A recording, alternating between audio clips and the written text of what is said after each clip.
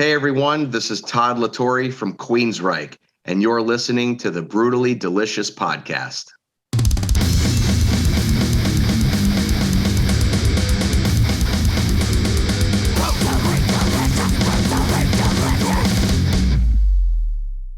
Look at Bruce's hair. Sorry for the kitchen. It's not as cool as your Kelly custom shops back there, but right. That is a nice fucking guitar. I'm not gonna lie. Thank you, man. Yeah, I've got. Let's see this one. I don't know if you can see. This one was in the Queensryche video, Light Years. This is a comparison V. Oh, yeah, beautiful. And then I've got. Here, I'll just do it real quick. I've got. this is right up Chris's alley.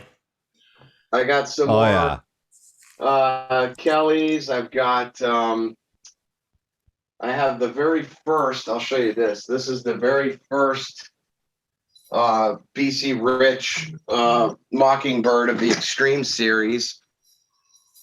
Oh my God! This one actually doesn't have a serial number on it because it was the very first one ever made, and all their product shoot they did was with this actual guitar. So if you ever see any of the magazines or any ads showing the Mockingbird, this is the actual guitar you're looking at from the photographs. Wow.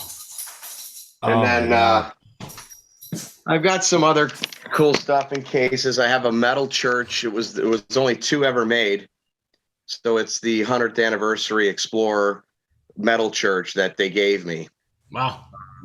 And it was in one of their videos. And then I have a mirrored. I'll show you this one, then we'll start. I could do this all day. I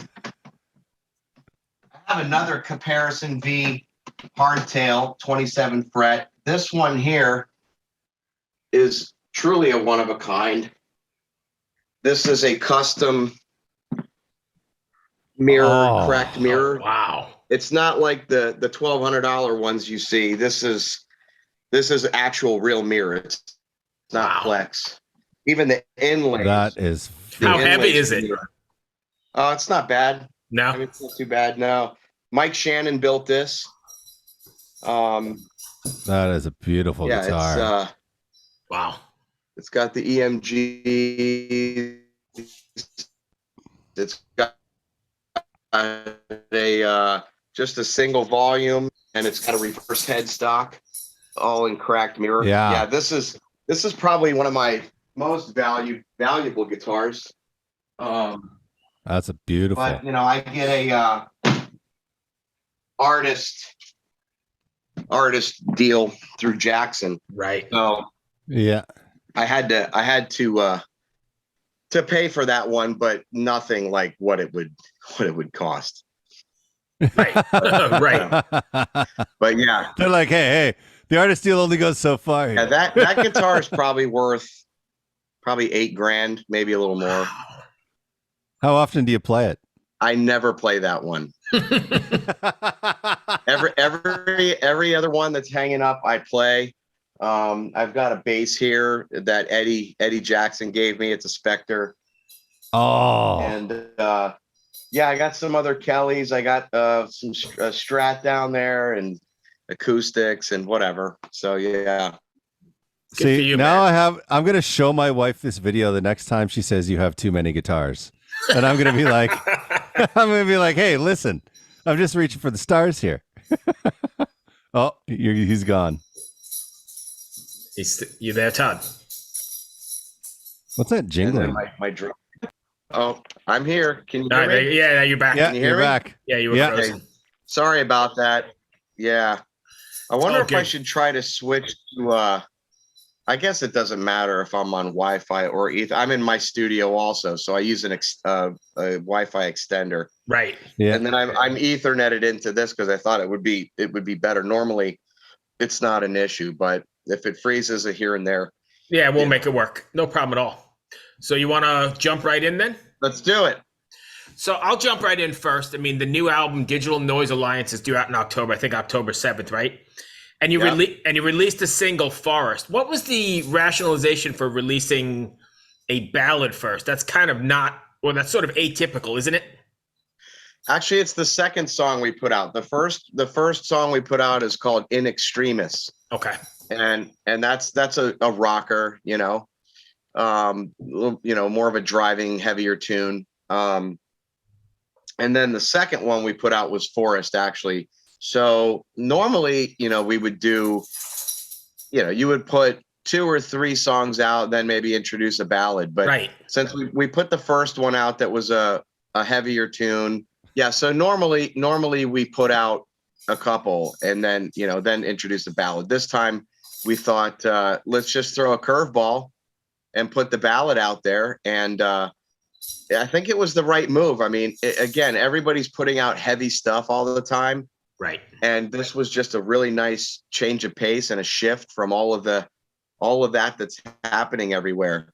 And it's a very relatable song. I mean, everyone is going to lose a parent or a sibling or a very close loved one. So, but if you haven't seen In Extremis, you can go on YouTube and put that in and check that first release out. So for me, because I follow Queensryche on social media, I know the new record was coming out. And I saw In Extremis. So, Bruce, I don't know what you're doing. And that song made it into my top 10 playlist almost instantly. That's cool. For a lot of reasons, because I find that a lot of older bands that have been around, I don't mean older, but bands that have been around for a while, they kind of just phone in recordings as an excuse to tour, But this song hit me I was listening, I was like, holy shit. I turned it on in my car. I cranked it up and I just was like, okay, I got to listen to that again. Okay, I got to listen to that again. I got to listen to that again. So I listened to it 3-4 times in a row. And for a lot of reasons. First of all, the song is great. But for me as a recording engineer, the production is also just great. Zeus did a killer job with the production on the whole record. Everything sounds very crisp and clear and defined. And it's not, I don't know if you remember, there was this loudness war thing happening for a while. Oh yeah. Yeah. And he leaves some headroom there to where you're not, it doesn't sound squashed and everything's up on the verge of clipping. I mean, you can turn it all the way up in your car and it still sounds super clean and clear. And yeah, I mean, the production on the record is awesome. The drums, there's no sound replacements on the drums. They're 100% legit. Go ahead. I saw you say that in an interview where you said there's no sound replacement. I was just like, okay, I got to go back and listen. And the thing about the drum sounds is that they're so modern. The toms especially have this attack with a lot of boom and not a lot of that mid-range in there, but it still sounds like a tom instead of some kind of manipulated.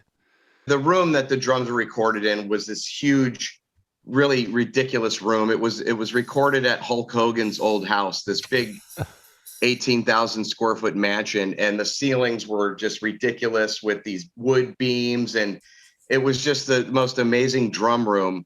And so, everything in there is just 100% legit. Well, and the thing is a lot of people will go through all this time to mic up the drums properly, and you spend all this time with your technique of properly miking everything, only to find out later most of these bands end up replacing it with some other drum sound. And we were like, what's the point of that? So there was zero sound replacement on the drums. They sound really big. You can hear the room.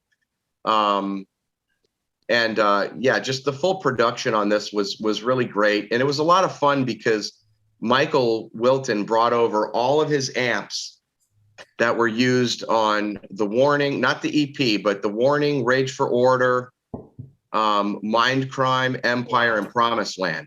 So when we recorded the guitars, instead of just saying, okay, here's the rhythm guitar sound for the album, we did it song by song, and he would play, and then he would go, let me try the Mindcrime amp, and he would plug that head in, and we would listen to it, and he'd go, and then he would go to the Rage for Order one, and depending on the feel of that song, he said, okay, I'm gonna track this rhythm channel with the Rage for Order amp, and then when I do the doubled rhythm track, maybe I'll use the Warning. So there was a lot of experimentation happening with regard to the guitar amps and all that kind of. And he brought out his old flanger pedal that was used on, I think it was on the Lady Wore Black, like the original pedal. So he brought, it was, very, I hate to say, because everybody says it was organic. It was super organic, where we weren't using our Kempers that we always use, which are amazing profilers. But we didn't use any of that. Everything was like old school amps and different guitars and that kind of thing. So even like the snare tunings changed for like the ballad, we used different snare tunings for that, and it was a lot of fun to make. Nice. This kind of goes back to my original point. Like a lot of older bands, they record so they can tour, and they don't really put a lot of effort into the recording. At least that's the way it feels a lot of the time. But with this record, it seems like there was so much time, attention, and detail, and you took your time to not only write the songs, but to get the recording and the production and the mixes the way that you wanted them. Yeah, you know what? The thing is I don't know what kind of budgets other bands get. It just depends, right? Yeah. But, a lot of artists will get an X amount of dollars for an advance, and they'll try to go the cheapest way out. Like, okay, what's the least cost we can put into this record so that we can pocket the rest? And we don't do that. We're just like, you know what? The record is forever. And that's what the recording advance is for. It's for the recording. So, Queensryche takes quite a while to record a record. And if we have to spend every red cent of that budget on whatever it takes to do the record properly, that's what we do. So we're not interested in, obviously we're conscious of the expenses, but we're not trying to like take the low ball route, right, and record it ourselves and pay somebody to mix it and master it. Like, we hire the best because we think that our music deserves that, and you can tell the difference. Yeah, and the audience that's buying your product, you want them to have the best product that their money can buy, and so we care about that. So yeah, we take a lot of pride and a lot of care into every single tiny little detail of the writing process, the recording process, the artwork, the packaging, everything. It's very important to us. This is our product. This is how we earn a living, and we want the end result to sound as great as it can. And when you hire some guy that'll do it for a fraction of the price, a lot of times you get what you pay for, and we don't want to take the cheap route. So, and I think your fans are spending their hard-earned money as well, right? Times are tough. That's what I'm saying. If they're putting their money into this record that they worked all week for, a little extra, it should be the best it can be.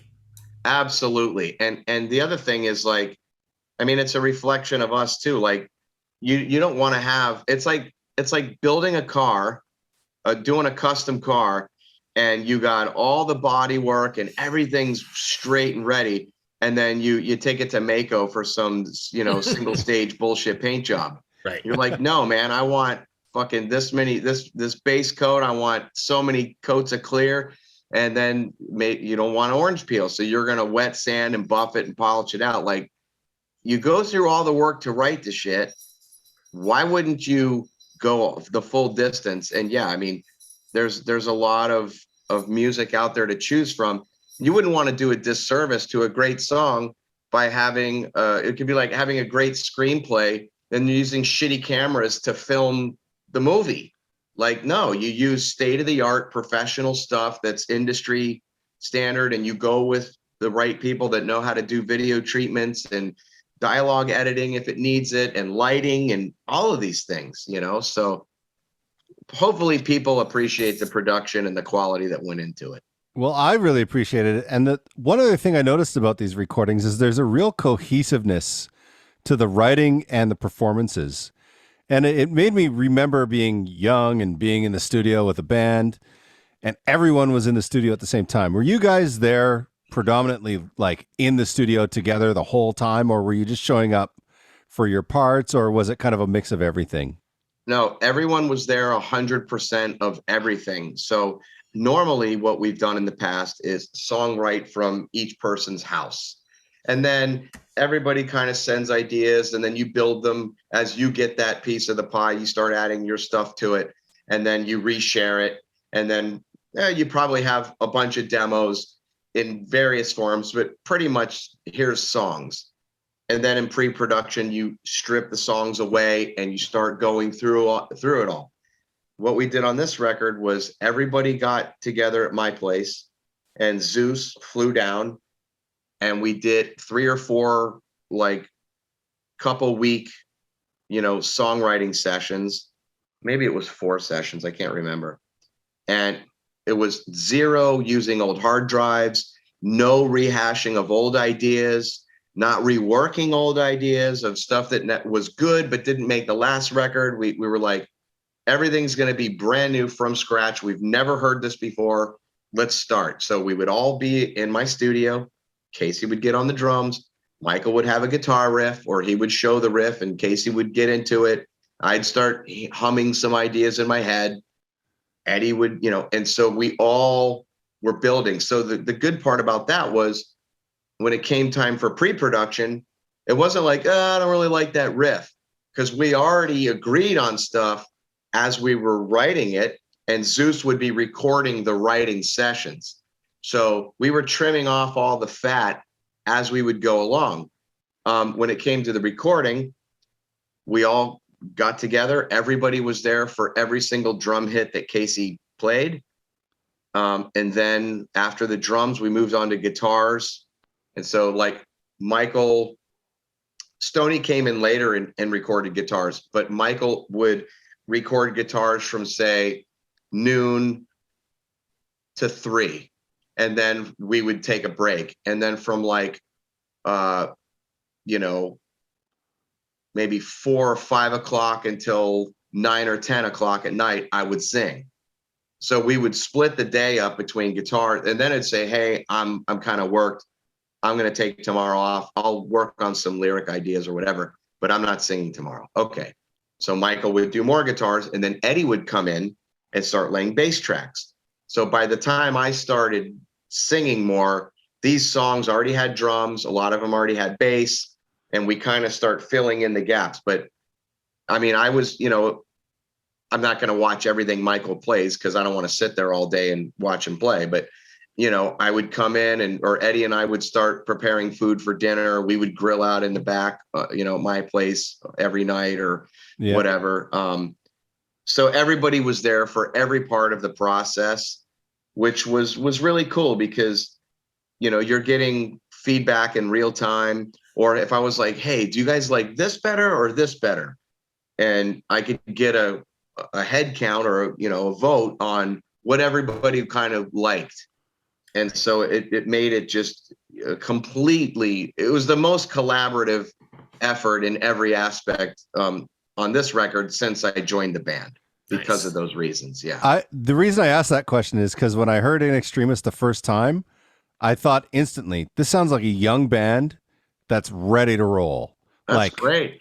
And that's why I asked that question, because you can, I often think that music has an energy, right? That people can feel, and that energy gets recorded, whether it's in ones and zeros or magnetic, it doesn't matter. And that energy comes out of the speakers. Maybe that's a little too spiritual or whatever, or no, hokey pokey, but like a good song that's recorded with a bunch of people that aren't really working together, that can work. I mean, it worked for Fleetwood Mac Rumors, but it also doesn't work a lot of the times. Right? Right? I agree. And I mean, you can't force chemistry.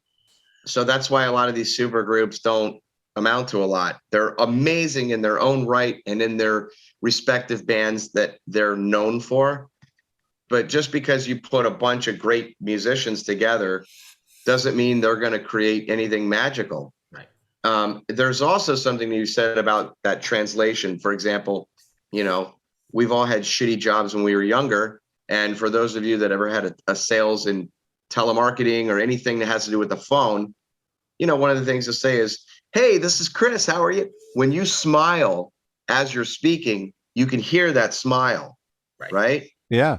And so kind of that same idea, I think, translates in somebody just kind of going through the motions, or somebody really digging in and laying that groove down, or giving a vocal delivery. Like, you could hear that energy and that passion.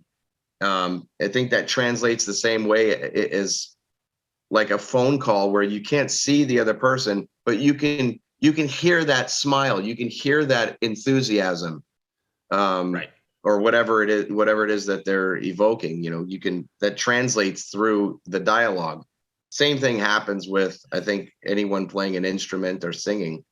You can hear that in the delivery. What's it like playing, because you guys are out on the road a lot lately, and you're playing with like Hall of Famers, or I mean, Rock and Roll Hall of Famers. What's it like playing with guys that you used to idol? I mean, because you're about the same age as me, right? We grew up listening to the same shit, Scorpions and Priest, and how great is it to be out on the road with those guys? It's awesome. I mean, I remember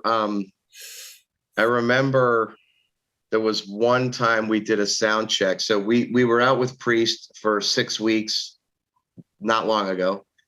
And we're actually going out with them again in October and November. Please come back to DC.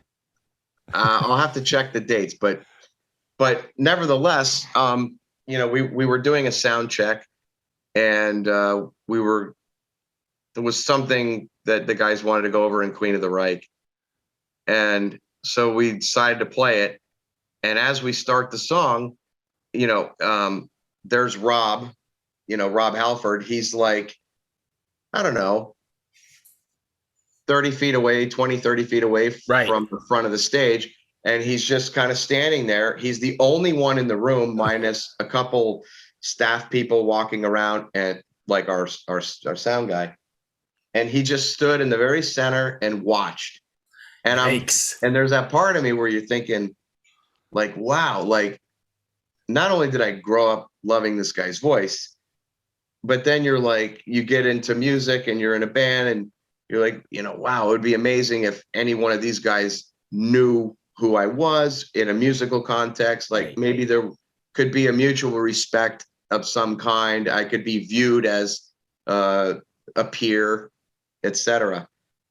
And so there's that moment where you go, dude, I'm literally singing Queen of the Reich. I'm nailing it at sound check. And there's Rob Halford, undivided attention, watching us do sound check. And he kind of walked over to the side. He's listening, you know, listening to the room. And that was really cool. And being on tour with him, you know, I'd be taking a shower, you know, after our show, eat dinner, and then, okay, I'm tired and I'm going to take a shower and call it a night. And I would hear, you know, Living After Midnight, or I'd hear Painkiller, you know, as I'm in the shower. Like, you can hear in the bowels of the arena, you can hear the music, and you know the song because you can hear it, or Breaking the Law, you know, or whatever. And you're thinking, like, wow, I remember being 18 and watching 19, whatever it was, watching the Painkiller tour. These guys were untouchable. And now I can watch, I'm on tour with them in Queensryche as direct support for Judas Priest. And Rob walks by me in the hallway and he says hi. And it's like, it's cool. That's pretty wild. Here's a question. Did you touch the bike? Dude, I fucking sat on it. Yes. What? Are you kidding me? Yeah, hold on. Where's my phone? I didn't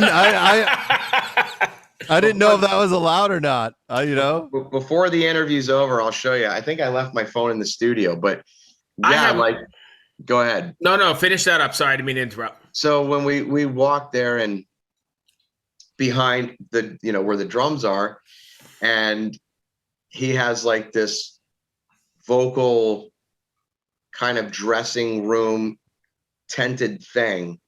And there's a chair, like a director's chair, and on the back it says Metal God. And there's a skull on like this desk, this table, and he has his leather hat sitting on the skull, and all of his glasses are on the table. There's the set list, and then there's a bunch of clothing, stage wear, and the bike sits there. So every day we would pull up, and I'd have a smoke, and I'd have my coffee, and like their semis are loading stuff in, and they'd roll the bike, and every day I saw that motorcycle, and it was behind a thing, and I was like, I looked around, I go, I wonder if anyone would give a shit if I took a picture of it. I don't think so. And then I was like, well, what if I just sat on it? Like, what's gonna happen? Nice. Right? So their stage manager, Rick, I said, hey man, he goes, hey, when we played with Ozzy and like Zach or Ozzy, like they would push him out on the bike, with all the smoke and all this, they would push him through the curtain. And he's like, do you want to, push the bike? I go, dude, if I push the bike, I'm going to push the bike and then jump over the sissy bar and ride bitch. I'm gonna wrap my arms around Halford, right? Go out on stage, and I'm gonna be part of their show. And you're not letting go, right? He goes, hey man, if you want to push the bike, you can go out there and push the bike. I said, I'm telling you, I'm gonna jump on the back seat and roll on stage. Anyway, they were super cool, and I was like, fuck it, I'm gonna sit on the bike. So I sat on the bike, and our one of our stage manager took a picture of me on the bike, and I was like, you want one? He's like, I don't know, dude. I go, get on the bike. So he sat on the bike. Nice.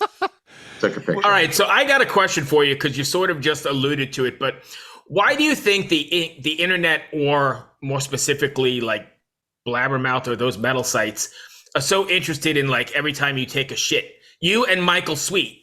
I mean, all we see is like Todd has quit smoking, or Todd is not quitting smoking, or Michael Sweet said, every time I log on to the fucking website, that's all I see is Todd is doing something. Why is that?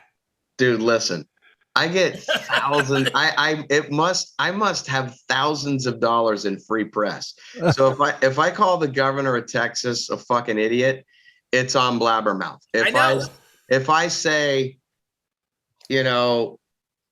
dudes, wear a mask, like we're trying to get back to work, then all of a sudden, I'm this, socialist commie libtard, it doesn't whatever. Make sense, because even they do it with Michael Sweet too. Every time he sneezes, they get a little. It's fucked up. It's me, Michael Sweet, Ted Nugent, Sebastian Bach, Paul Stanley, Corey Taylor. There's about 10 people that are always on there, but none of it makes any sense. Like, who gives a fuck if you smoke? That was a whole Blabbermouth article I read about Todd smokes. Apparently everybody, because oh, he's gonna ruin his voice, he's gonna this and that. Oh, look what happened to this, look what happened to that. It's like, listen, guys. Number one, yeah, there was also that rumor about your singing to tapes that was going around for a while, right? Oh God, yeah. That guy. It was a guy in Texas that said, because like when I would like, here's a perfect example is like the song Enforce. So it goes Enforcer, and I go Enforcer. It's this high octave, right? And I sing the high note, and then our sound guy throws a delay, and then he backs the delay off, so it'll go Enforcer. Well, people still hear the note when the mic is away from my mouth. Now, I'm not still singing the note. It's the delay of the note I already sang. And so this guy was like, oh, it sounded so good. And he thought I was lip syncing to tracks because apparently the performance was that good.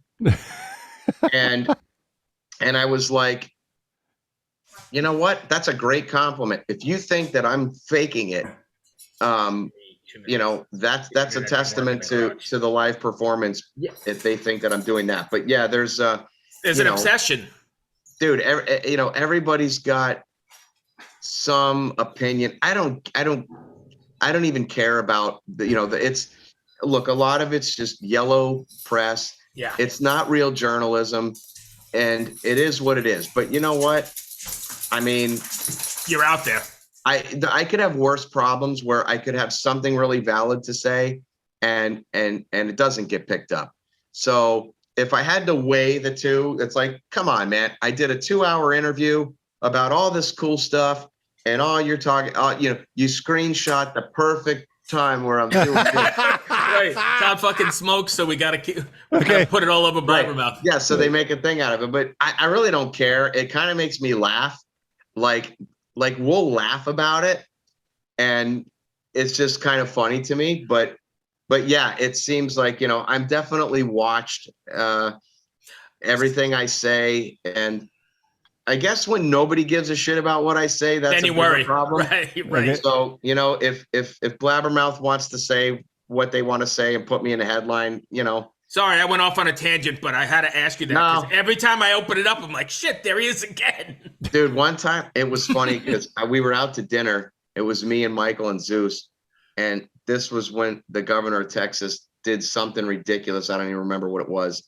And I said, and we were eating, and I was like, you ignorant effing asshole Texas governor, blah, blah, blah. And it was like 8:30. And I said to Zeus, watch, by 9 o'clock, this will be there. And he kept checking. Right when he got to 9, it was 9:02, and it was on. That's great. But you know what? I'm not going to not say what I want to say because I'm worried that it will get twisted. No. The shit will get twisted anyway. Right. And so the people that really, the smart people, will read the interview or listen to it and put it in context, and they'll realize, like the smoking thing, people were like, and I even say in that interview, like, look, it's bad for you.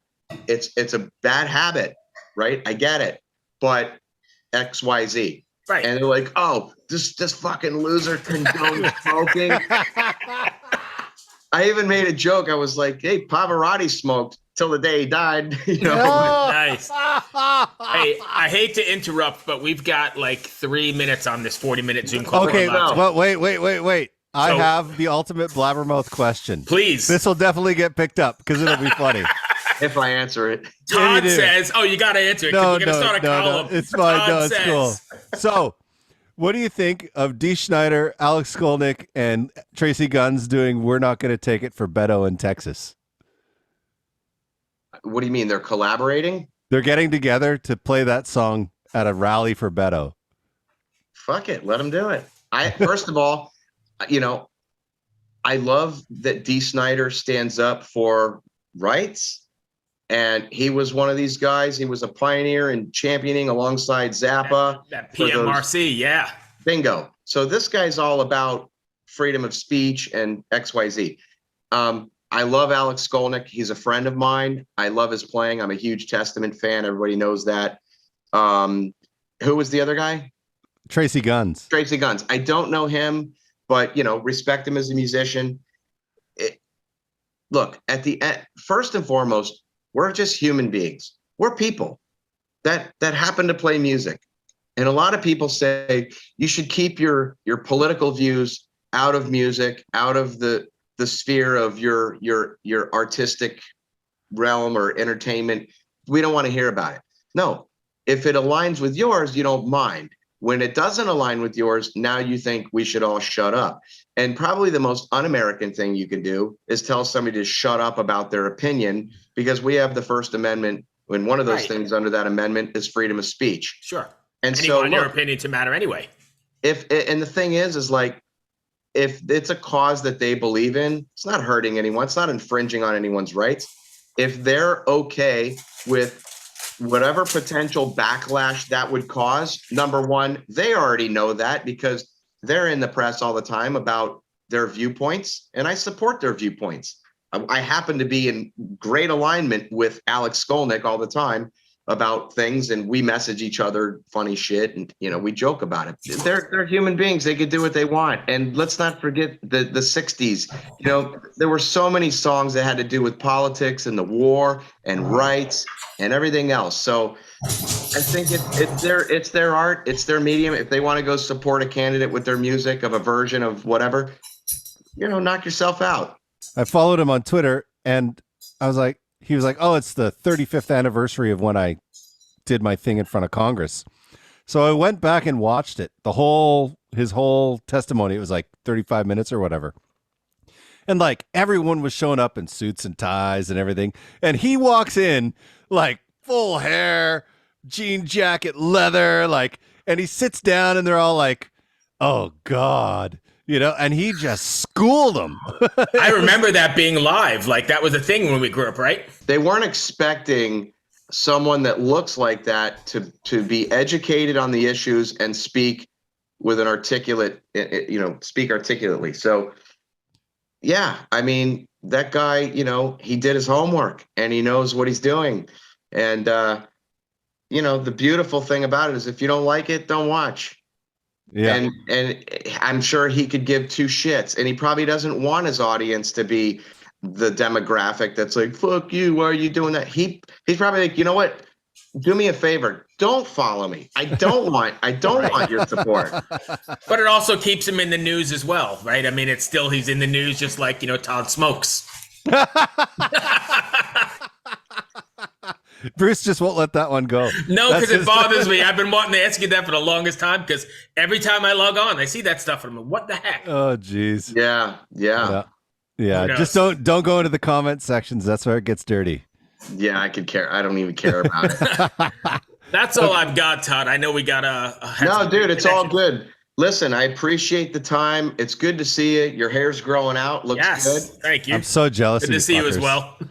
and anytime you guys want to just hang, we can just hang sometime. It's all good. But so there'll be another video coming out very soon. So keep your eyes and ears out for that. Sweet. And check and see if we're in your neck of the woods. We'll be out with Judas Priest for 6 weeks. Then we're going to do a full ground tour to support the record the beginning of next year, early part of next year. Then we got a ton of fly dates in the meantime. And so October 7th is the new record on Century Media, and hopefully your audience will be interested and check it out. I'm sure they will. Before we go, I just got to say the show in DC was fucking killer when you guys opened for Priest. It was so good. I don't remember where that was.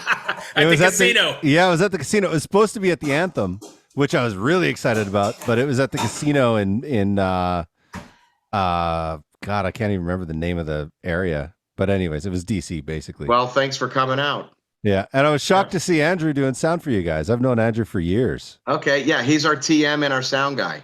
Yeah, he's a great guy. So you know what? If we're in your area, just hit him up. I will. Cool. For sure.